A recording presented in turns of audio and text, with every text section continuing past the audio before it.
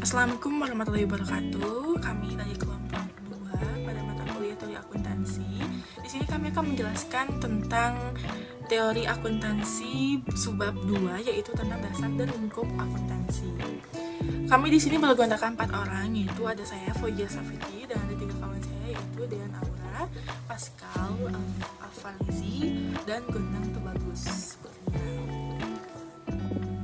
Dari kelompok 2 memiliki beberapa subbab yang akan dijelaskan, yaitu 1.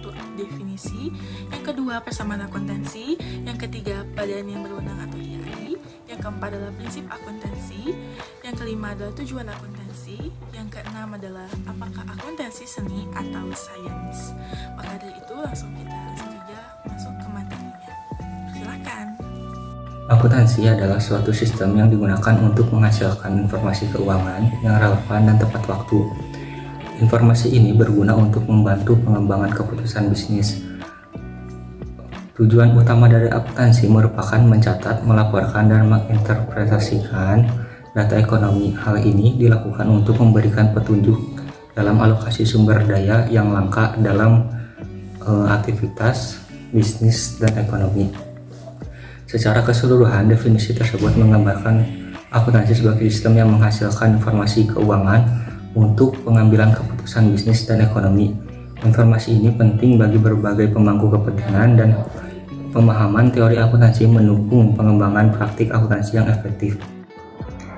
Selanjutnya ada persamaan akuntansi. Setiap peristiwa yang terjadi di perusahaan harus dicatat sesuai dengan besarnya nilai nominal yang dikeluarkan. Transaksi perusahaan tertentu dapat menimbulkan peristiwa atau keadaan yang mengakibatkan transaksi lainnya. Misalnya, pembelian barang dagangan secara kredit akan disusul dengan transaksi pembayaran kepada kreditor. Harta yang dimiliki perusahaan disebut aktiva, sedangkan hak atau klaim atas harta tersebut dinamakan ekuitas atas hak kekayaan. Contohnya, bila perusahaan memiliki aktiva sebesar 5 juta rupiah, maka ekuitas atas aktiva tersebut juga sebesar 5 juta rupiah. Hubungan keduanya dapat dinyatakan dengan persamaan harta sama dengan modal. Berikutnya, harta perusahaan yang digunakan sebagai sumber pembelanjaan dalam kegiatan usaha dapat diperoleh melalui 2 sumber, yaitu pemilik dan kreditur. Sumber pembelanjaan dari pemilik disebut modal, sedangkan sumber yang berasal dari kreditur bagi pemilik akan menimbulkan kewajiban untuk mengembalikan. Hal ini disebut utang.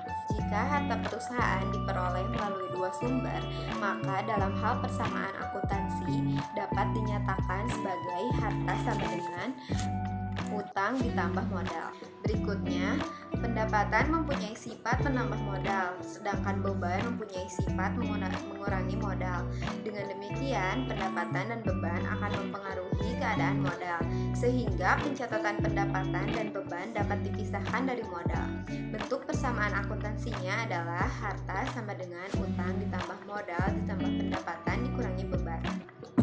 Selanjutnya ada badan yang berwenang. Di Indonesia, badan yang berwenang mengatur standar akuntansi Indonesia adalah Ikatan Akuntan Indonesia atau IAI. Ikatan ini berdiri pada 23 Desember 1957. Organisasi ini pertama kali didirikan oleh 5 orang, yang mana anggotanya pada waktu itu baru 11 orang. Profesi akuntansi mulai berkembang pesat sejak tahun 1967 dengan dikeluarkannya Undang-Undang Penanaman Modal Asing dalam tahun itu, yang kemudian disusul dengan Undang-Undang Penanaman Modal Dalam Negeri di tahun 1968. Hal ini menjadi pendorong perkembangan profesi akuntansi. Pada tahun 1978 berdiri Ikatan Akuntan Indonesia Seksi Akuntan Publik. Tahun 1986 berdiri Ikatan Akuntan Indonesia Seksi Akuntan Manajemen dan Seksi Akuntan Pendidik. Saat ini Akuntan Indonesia telah menaungi beberapa profesi akuntan, antara lain yang pertama Ikatan Akuntan Indonesia Kompartemen Akuntan Publik, yang kedua Ikatan Akuntan Indonesia Kompartemen Akuntan Manajemen, yang ketiga Ikatan Akuntan Indonesia Kompartemen Akuntan Akademik, dan yang terakhir Ikatan Akuntan Indonesia Kompartemen Akuntan Sektor Publik. Akuntansi dipraktikkan dalam suatu kerangka yang implisit. Kerangka ini dikenal sebagai prinsip berterima umum, pernyataan nomor 4 dari APB. menyatakan bahwa PABU dilihat dalam pengalaman, alasan, kebiasaan, penggunaan, serta kebutuhan praktis. Dan PABU mencakup konversi, aturan, dan prosedur-prosedur yang perlu untuk mendefinisi prinsip akuntansi yang berterima pada suatu waktu tertentu. Sebuah PABU kecil untuk usaha kecil atau yang dikelola secara tertutup, dan sebuah PABU besar untuk perusahaan besar. Perusahaan kecil yang dimaksud merupakan sebuah perusahaan yang relatif kecil dan biasanya dikelola sendiri oleh pemilik dan dengan modal sederhana. Sedangkan perusahaan besar merupakan perusahaan yang sekuritasnya diperdagangkan di pasar publik di bursa saham dan laporan keuangannya diterbitkan ke bursa saham. FASB menyatakan bahwa laporan keuangan perusahaan ditujukan kepada pemegang saham, investor, dan kreditur. Atau lebih lengkapnya, FASB pada tahun 1980 dalam SFAC nomor 1 menyatakan pelaporan keuangan seharusnya menyediakan informasi yang berguna bagi investor dan kreditur yang sekarang dan yang potensial serta para pemakai lain dalam mengambil keputusan investasi, kredit, dan keputusan serupa secara rasional. Informasi akuntansi merupakan alat yang digunakan oleh pengguna informasi untuk mengambil keputusan, terutama oleh pelaku bisnis. Informasi akuntansi yang dihasilkan dari suatu laporan keuangan berguna dalam rangka menyusun berbagai proyeksi, misalnya proyeksi kebutuhan uang kas di masa yang akan datang.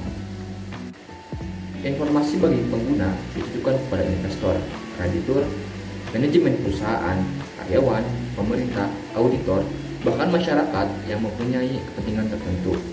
Setiap kelompok pemakai laporan keuangan memiliki tujuan yang berbeda untuk laporan keuangan.